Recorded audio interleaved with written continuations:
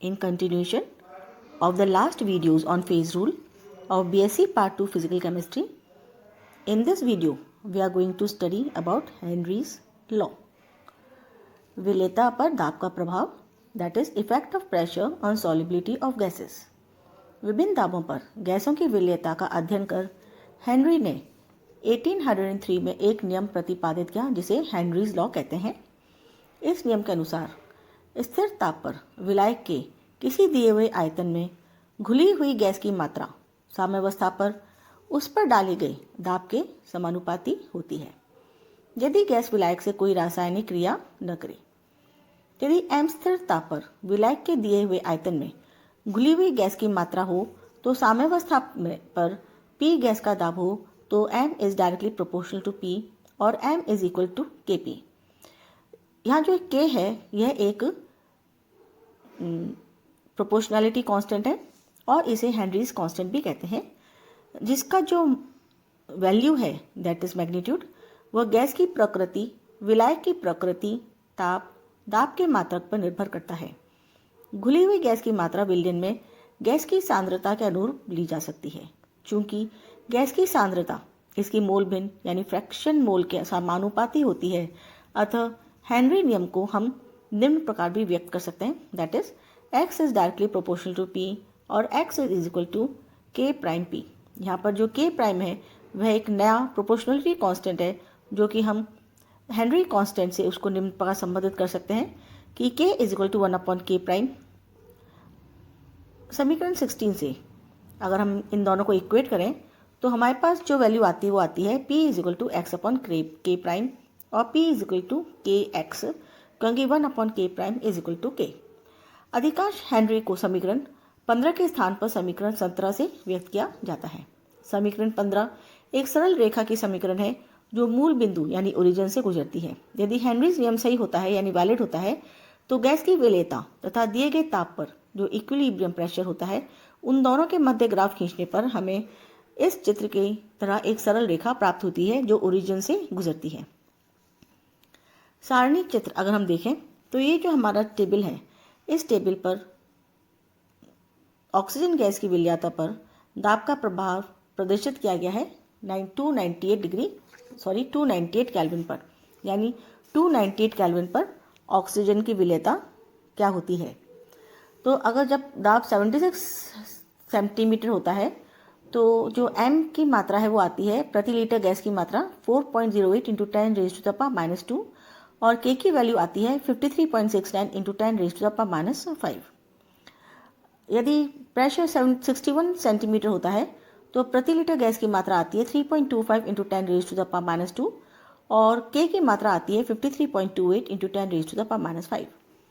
अगर हम प्रेशर 41.4 लेते हैं तो प्रति लीटर गैस की मात्रा 41.4 प्रेशर पर 220 इंटू 10⁻2 आती है और इस दाब पर जो k का मान होता है वो होता है 53.14 इंटू 10⁻5। यदि हम प्रेशर 30.0 लेते हैं सेंटीमीटर तो जो प्रति लीटर गैस की मात्रा आती है वो है 1.60 इंटू 10⁻2 और इस प्रेशर पर जो k का मान आता है वो आता है 53.33 इंटू 10⁻5। हेनरी के नियम को हम एक दूसरे रूप से भी व्यक्त कर सकते हैं जिसमें घुली हुई गैस की मात्रा के स्थान पर आयतन को हम इस्तेमाल करते हैं। मान लीजिए कि ताप T पर m अणुभार वाली m ग्राम गैस जिसका आयतन 20 मिलीलीटर है साम्य दाब P पर विलायक के किसी आयतन में घुली हुई है, तो गैस समीकरण के अनुसार हम जानते हैं PV is equal to nRT।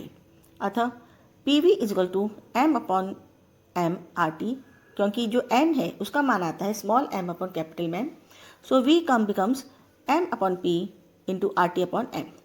Henry के नियम के अनुसार m/P कांस्टेंट है तथा किसी गैस के लिए स्थिर ताप पर RT/m का मान भी स्थिर होता है। जो स्मॉल m है वह मास है और जो कैपिटल M है वह मॉलिक्यूलर वेट है उस गैस का। अतः m/P कांस्टेंट है और RT/m कांस्टेंट है, तो जो इक्वेशन हमारी 18 है वो उसका जो रूप हो जाता है V is equal to constant. इस प्रकार जो हेनरी के नियम का दूसरा परिभाषा है वो ये है कि इस प्रकार निश्चित ताप पर विलायक के किसी दिए हुए आयतन में घुली हुई गैस का जो आयतन होता है वह दाब पर निर्भर नहीं करता है। हेनरी नियम के अनुसार किसी गैस की विलेयता उसके आंशिक दाब के समानुपाती होती है।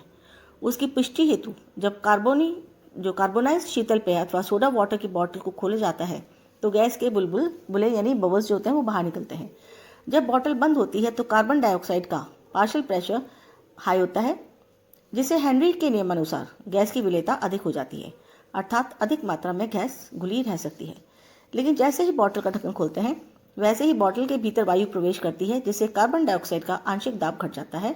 इसके कारण कार्बन डाइऑक्साइड की विलेयता कम हो जाती है और विलेयता कम होने से जो अतिरिक्त घुली हुई गैस होती है वह बुलबुलों के रूप में बाहर निकल जाती है। इसी प्रकार शीतल पेय की बहुत ठंडी बोतल को खोलने पर गैस के बहुत कम बुलबुले बाहर निकलते हैं या फिर गैस बाहर नहीं निकलती। इसका कारण कि स्थिर दाब पर ताप बढ़ाने पर गैस की किसी विलायक में विलेयता कम होती जाती है व ताप घटाने पर गैस की विलायक में विलेयता बढ़ती है। अतः बहुत ठंडी बोतल का ताप बहुत कम होने से घुली हुई गैस जो CO2 है वह बाहर नहीं निकलती है या बहुत कम निकलती है, क्योंकि कार्बन डाइऑक्साइड की जो सॉल्युबिलिटी होती है वह लो टेम्परेचर पर ज़्यादा होती है। अब हम आते हैं लिमिटेशंस ऑफ हेनरीज लॉ। द्रवों में गैसों की जो विलेयता होती है उसके परिणामों से स्पष्ट है कि केवल निम्न अवस्थाओं में ही हेनरी नियम लागू होता है। यानी जो हेनरी का नियम लागू होता है उसकी कुछ कंडीशंस हैं और अगर वो कंडीशंस फुलफिल नहीं की जाती हैं तो हेनरीज का जो लॉ है वो एप्लीकेबल नहीं होता है। पहला, जो प्रेशर है वह हाई नहीं होना चाहिए, टेम्परेचर बहुत ज़्यादा कम ना होना चाहिए, that is pressure should not be very high and temperature should not be very low. विलयन तनु हो यानी गैस की विलेयता विलायक में कम हो, यानी जो सॉल्यूशन है वह डाइल्यूट होना चाहिए। और चौथी जो कंडीशन है वो है कि गैस एवं विलयन दोनों प्रावस्थाओं में गैस के अणुओं की जो स्पीशीज समान हो, अर्थात गैस विलयन से कोई अभिक्रिया नहीं करे तथा विलायक में ना तो आयनिक हो और ना ही संगुणित हो, यानी जो उसकी स्टेट है वो गैस की अवस्था में और विलयन की अवस्था में आइडेंटिकल रहनी चाहिए। HCl NH3 आदि गैसों के लिए नियम असफल हो जाता है क्योंकि गैस जल से रासायनिक अभिक्रिया करती हैं और अगर NH3 को हम पानी में घोलते हैं तो NH4Cl बनता है और HCl को अगर हम पानी में घोलते हैं तो H3O बनता है और Cl- मिलता है। परंतु बेंजीन में HCl तथा NH3 गैसों की विलेयता के लिए यह नियम लागू होता है क्योंकि बेंजीन में HCl या NH3 कोई अभिक्रिया नहीं करती, ना तो आयनिक होती है और ना ही एसोसिएटेड होती हैं। जब एक विलायक में कई गैसों के मिश्रण को घोला जाता है तब हेनरी का नियम मिश्रण में उपस्थित प्रत्येक गैस के लिए स्वतंत्र रूप से इंडिपेंडेंटली लागू होता है, अर्थात प्रत्येक गैस की जो विलेयता है मिश्रण में उसके आंशिक दाब की समानुपाती होती है तथा हेनरी स्थिरांक जो हेनरी कांस्टेंट है उसके का मान अलग अलग गैसों के लिए अलग अलग होता है। तो हम एक एग्जाम्पल लेते हैं। एक वायुमंडलीय दाब पर 1 लीटर जल में 20 डिग्री सेंटीग्रेड टेम्परेचर पर 0.02 ग्राम नाइट्रोजन घुली हुई हो तो हमें हेनरी कांस्टेंट ज्ञात करना है। हेनरी के नियम के अनुसार P = kx और x = N2 की मोल फ्रैक्शन। सो x = नाइट्रोजन के मोल अपॉन नाइट्रोजन के मोल प्लस जल के मोल। सो x = 0.02 upon 28 upon 0.02 upon 28 plus 1000 upon 18। P एक वायुमंडलीय है तो K का मान आता है P upon x = 1 upon 1.29 into 10⁻⁻5 which comes to equal to 7.75 into 10⁻⁴। So K का मान आता है 7.75 into 10⁻⁴ वायुमंडलीय। अब हम दूसरा उदाहरण लेते हैं। शुष्क वायु में नाइट्रोजन एवं ऑक्सीजन की मात्रा क्रमशः 79% व 21% है।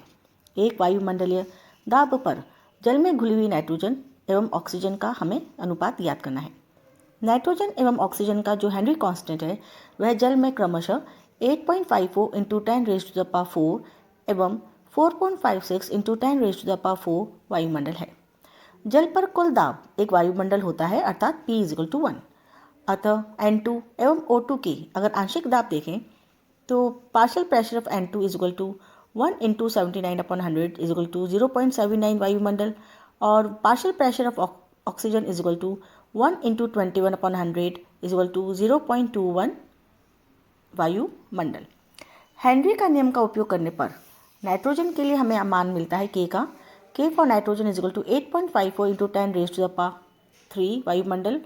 सो partial pressure of nitrogen is equal to K of nitrogen into X of nitrogen.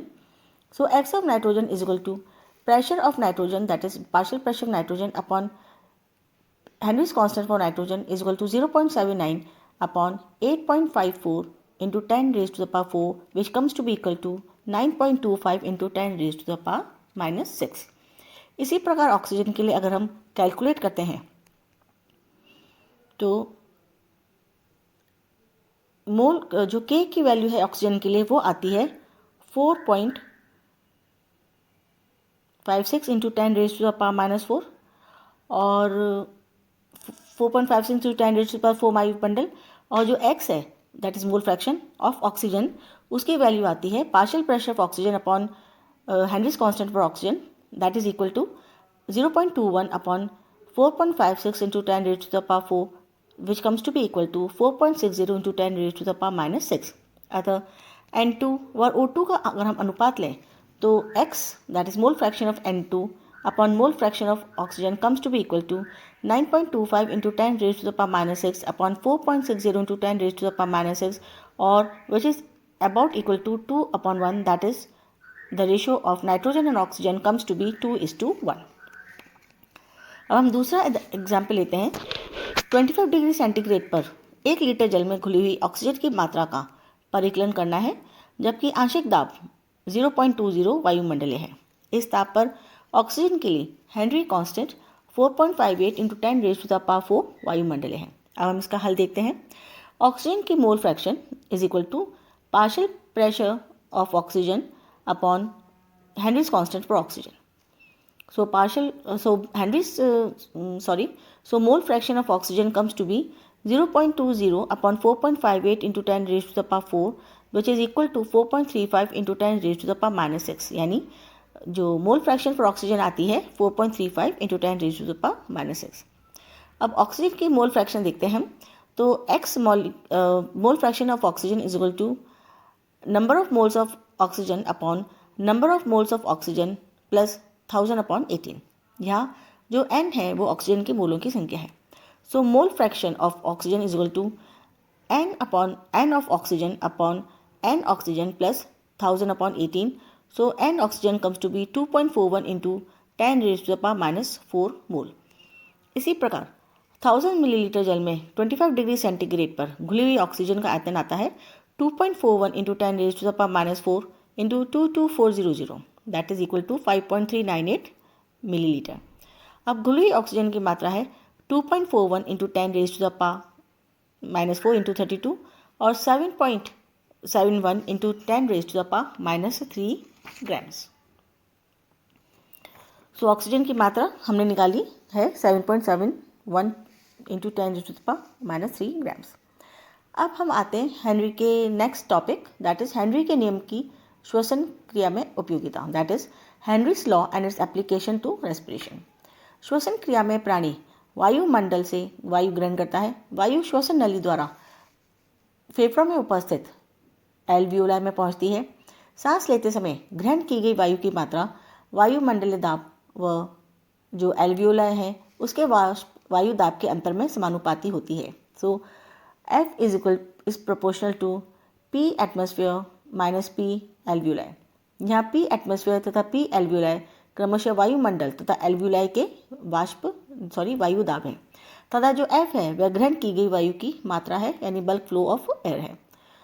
Alveoli से वायु कोशिकाओं यानी वायु जो सेल्स है तथा टिश्यूज में पहुँचती है, यानी एल्वियोलाई से जो वायु हम इनहेल करते हैं वह वायु सेल्स तथा टिश्यूज में पहुँचती है। यहाँ वायुमंडलीय ऑक्सीजन पतली केश नलिकाओं में प्रवाहित हो रहे रुधिर के लगभग संपर्क में आती है। यहाँ ऑक्सीजन का रुधिर में एब्जॉर्प्शन होता है तथा रुधिर में उपस्थित कार्बन डाइऑक्साइड का एल्वियोलाई में डिफ्यूजन होता है। रुधिर में ऑक्सीजन का एब्जॉर्प्शन वायु में उपस्थित ऑक्सीजन के पार्शियल प्रेशर पर निर्भर करता है। हेनरी के नियम के अनुसार द्रव में घुलने वाली गैस की मात्रा गैस के आंशिक दाब के समानुपाती होती है, अर्थात ऑक्सीजन का आंशिक दाब अधिक होगा तो ऑक्सीजन रुधिर में अधिक अवशोषित होगी। अधिक ऊंचाई पर वायुमंडलीय दाब कम हो जाता है, साथ ही वायुमंडल में उपस्थित ऑक्सीजन का आंशिक दाब भी घट जाता है। इस प्रकार हेनरी के नियम के अनुसार रुधिर में ऑक्सीजन की कम मात्रा एब्जॉर्ब होती है, यानी कम मात्रा का एब्जॉर्प्शन होता है। रुधिर को पर्याप्त मात्रा में ऑक्सीजन नहीं मिलने पर सांस जल्दी जल्दी लेनी होती है और प्राणी जल्दी से हाँफ जाता है।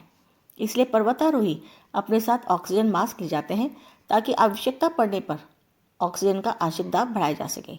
इस कठिनाई से बचने के लिए वायुयानों तथा अंतरिक्ष यानों में वायुमंडलीय दाब बनाए रखा जाता है।